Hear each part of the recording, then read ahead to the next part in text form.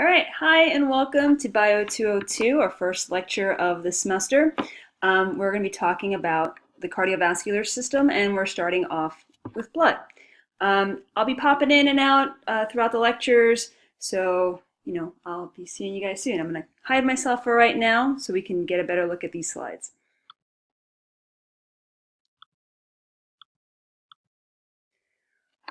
All right.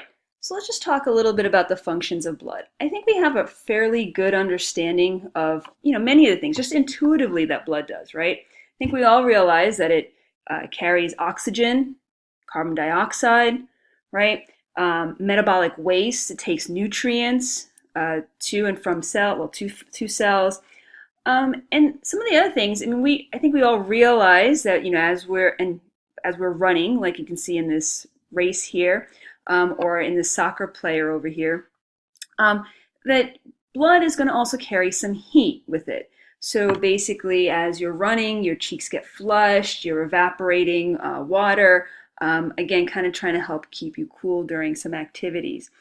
One of the other things that blood is going to do is it's going to make sure that it's going to transport hormones to the different body parts or the cells that it needs to actually get to, right? So some really key things. So again, it's helping to transport oxygen, carbon dioxide, metabolic wastes, nutrients, heat, as well as hormones. Okay. On top of that, blood is actually going to help with some, I went back, moved on a little bit too quickly. Let's see, I'm trying to get, here we are, my little pointer to work. Okay. Blood is also going to help us regulate a few things. And I'll see if I can change that color so it's not red on red. And maybe, and not helping so much. Okay. Any case, hopefully you guys can see it. I'll say it out loud as well. It helps regulate, number one, pH, so our body's pH, through buffers, and we're going to talk about this. So pH through buffers. And this will kind of be important in everyday life. I'm sure you guys have seen many diets or things on the internet where they're like, drink lemon juice to help regulate your pH, to help, it's absolutely ridiculous. We'll talk more about how also the urinary system helps regulate pH, so does the respiratory system. So you can drink all the acidic basic things you want all day long. It's not going to do anything. Your blood's actually held to a very tight pH range, okay, as are other body parts. So anyway, number one, it helps regulate your pH through buffers. As we mentioned, it's going to help regulate your body temperature. Okay, so your body temperature. And that's partially, as I mentioned, to capillaries opening up near the surface of the skin, giving off heat directly to the atmosphere, as well as blood flowing to different parts of your sweat glands to provide with the water that will then evaporate from your skin. Water itself, if you remember back to what you learned in 201, water has a high heat capacity, so it actually takes quite a bit of heat that you have to generate in order for your body temperature to increase. So, a couple of different ways it helps regulate temperature. And then number three, it helps regulate water content. Ooh, my writing today is terrible. I apologize. It helps regulate water content of cells by interactions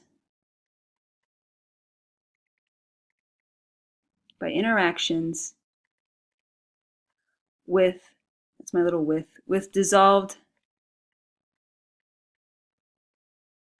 ions and proteins. Okay, so it helps regulate water content of cells by interactions with dissolved ions and proteins. So again, this is going to be really important. You don't want to dehydrate. You don't want to overhydrate. Both things can be very bad. And what we're gonna find this semester is that a lot of these systems are very interconnected. So there's a lot of overlap between one and the other. So it's very hard to talk about one thing without talking about several systems. So for example, this regulating water content of cells, your blood is going to have a role, as are your kidneys. Okay, so again, we'll kind of revisit this later on in the semester. Again, similarly with pH, we're going to see blood has a role, kidneys are going to have a role, respiratory system is going to have a role as well. Okay, so fantastic. So hopefully you're gonna kind of see how all these things are really linked together, which is a little bit different than what you saw in 201. All right, so moving on. Let's talk about a couple of the physical characteristics of blood. Right? Actually, as the saying goes, blood is thicker than water. Not surprising, right? So it tends to flow a little bit more slowly than water, right? The actual temperature of blood is a little bit higher than what we consider normal body temperature, right? So it's just a little bit warmer. Again, it's dumping off some of that heat. As I mentioned to you a little bit earlier, the pH is tightly regulated. So the pH range of your blood is held at a very nice between 7.35 and 7.45 pH. If it happens to go under that or over that, different compensatory mechanisms are going to come into play, and they will make sure that it gets back into that range. And if not, well, then you start having some serious problems. Okay. Average individual, average hydration level kind of thing, individual, your blood takes up about 8% of your total body weight. And then blood volume is going to differ between males and females, partially because of size differences. Again, this is sort of like textbook average, whatever that might be for male and female. So anywhere from 5 to 6 liters in the male and about 4 to 5 liters of blood in the average female. And we'll talk a little bit about how these blood volumes and blood content, like blood cells and stuff like that, are being maintained by different hormones. All right. So techniques of blood sampling, I think we've all been here. So here we're seeing your typical ways you take blood through a vein, right? I'm sure we've all had blood taken from us one time or another. Stick a little needle in, they fill up the little tube and send it off to testing. Now, usually, almost always, they're going to use that, or they're going to try to find that median cubital vein. Some folks are a little bit better than others when they're trying to do this for you. My recommendation is remind them that the median cubital vein is a very superficial vein. They do not need to stick that needle too deep. My experience has been when they can't get a good blood draw on someone, it's because they're trying to push it in too far and they're actually going past the blood vessel. Okay. So here's a question for you. Again, typically, we take blood from a vein. How come we're not taking it from arteries? Not typically. Ever so often you might. Any ideas? Well, for one thing, so why take it from a vein and not an artery? For one thing, veins are tend to be more superficial than arteries. So that means they're closer to the surface, which is a good thing. Because again, you just want to be able to, stick the needle right through the surface of the skin and get some blood. You don't want to like dig through muscle and stuff like that to get the blood sample. That'd just be so unpleasant. The other thing is that the pressure in veins tends to be lower than the pressure in arteries. So as you're taking blood, it's a nice constant flow into that little test tube that they're trying to collect it in. The last thing you really want is blood squirting everywhere because you hit an artery, right? Because every time your heart beats, there'd be like a pulse of pressure. And again, that would just be messy and stuff. So unless there's a specific need, like you really have to test oxygen levels or for some whatever medical diagnostic reason, you're going to stick to veins. There are other areas where they take blood samples from. So for example, you see in this image, let's see, right here, sort of this finger stick, and that tends to be a typical spot for individuals who are diabetics to get blood from, to monitor their blood sugar. And then in here, this image right here, you kind of see these, orangey red kind of areas. That's called a heel stick, and that's usually used to monitor blood levels in infants. Blood vessels their feet are pretty soft, tends to be highly vascularized, and for the most part, it's a very easy place. It doesn't cause a lot of damage or as much pain in the infant if you kind of take blood from here. You can kind of see that in green here, the nerves. So you're kind of missing the nerves. So anyway, relatively painless in infants, and you get a pretty good blood draw. All right.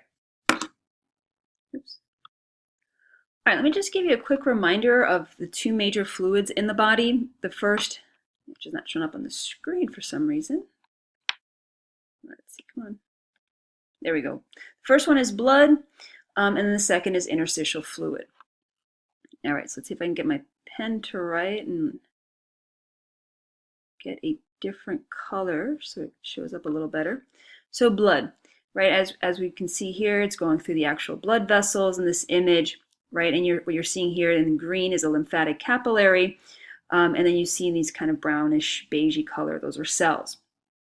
All right, so the key thing is that these blood vessels, these little capillaries are transporting nutrients, oxygen, things like that. And then as you get close to the cells, they're going to give that off, as you can kind of see these arrows indicating. The cells are also producing metabolic waste, so they're basically giving off those metabolic wastes, and that's flowing into the bloodstream or into these lymphatic capillaries. And we'll talk more about lymphatic capillaries when we get to that section in 202.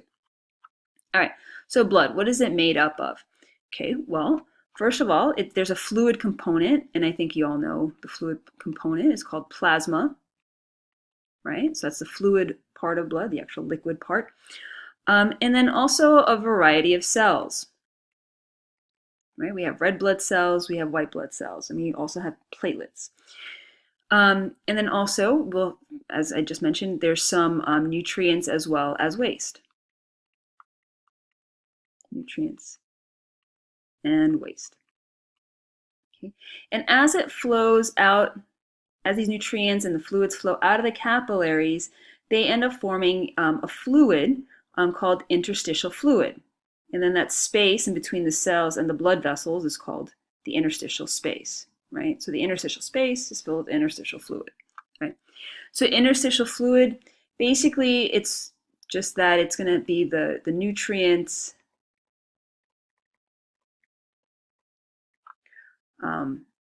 oxygen, and carbon dioxide. Okay.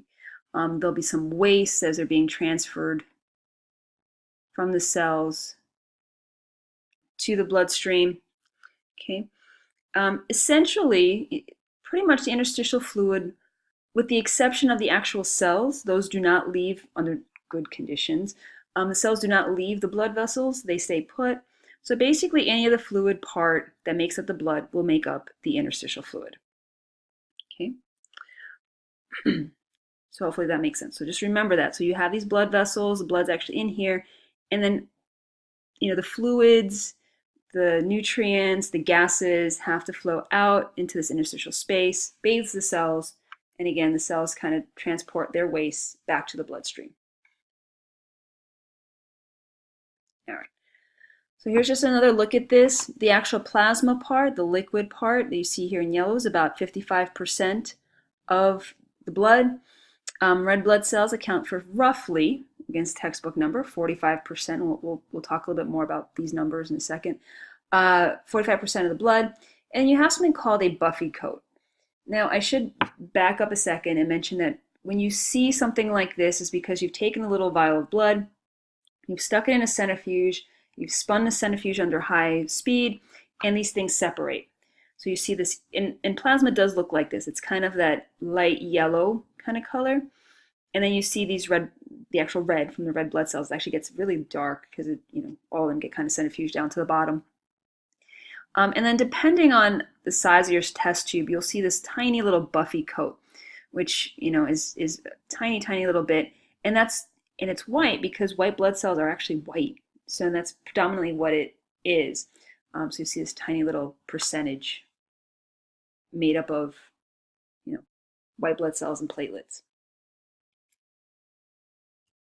All right.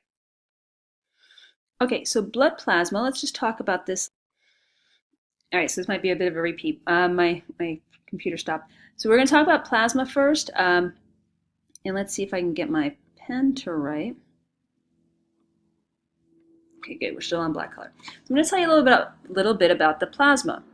So just the plasma, remember, so that made up, what was that, 55% of the blood, right? So plasma is by far and large 91.5% water, right? Again, it's the fluid part of the blood. So not surprisingly, the vast majority of it is going to be water.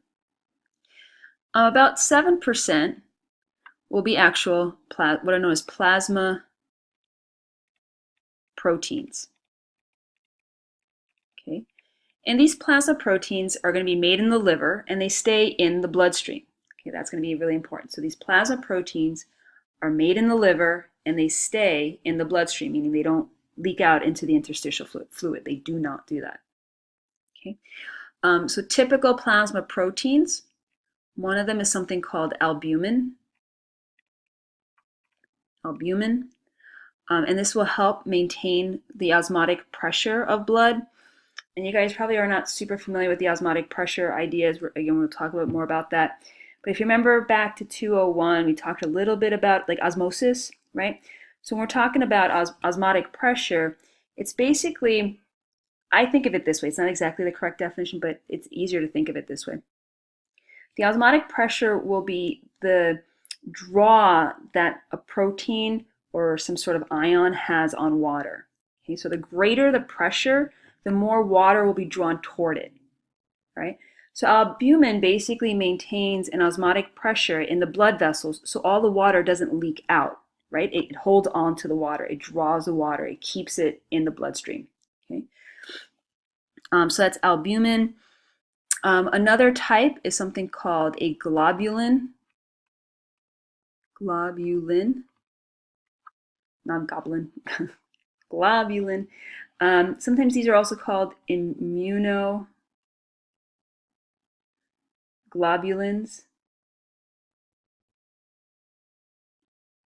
Okay, and basically these are antibodies. We'll talk more about antibodies in a few chapters. Antibodies, you probably have heard of them, like part of the immune system, antibodies. And basically, well, that's what they are. They're antibodies, and they're going to form these antigen antibody complexes. This is what you're trying to, this is what you're trying to build up when you're getting like your flu shot or something like that. And the last main plasma protein that you're going to see, and hopefully you can read this, is something called fibrinogen. Fibrinogen. And we'll talk a lot more about fibrinogen in a little bit in this lecture. But basically, this is going to be important for clotting, for your blood to clot. So like when you get a cut and it clots up on you, that's what we're talking about. This fibrinogen is going to help with that. All right. So blood plasma, again, vast majority is water. 7% is plasma proteins. We just talked about 3 of them. This albumin, which again is important for that osmotic pressure, that drawing, keeping some water in the capillary so it doesn't all leak out into the interstitial fluid. Globulin, which are basically antibodies, important in your immune responses, and then fibrinogen, which is important in clotting. So you have a little bit of percent left. We have about 1.5%. And this remainder is made up of things like electrolytes, okay, nutrients, hormones, gases, and then waste products. Okay, so the last 1.5% of this blood plasma is made of electrolytes, nutrients, hormones, gases, and waste products.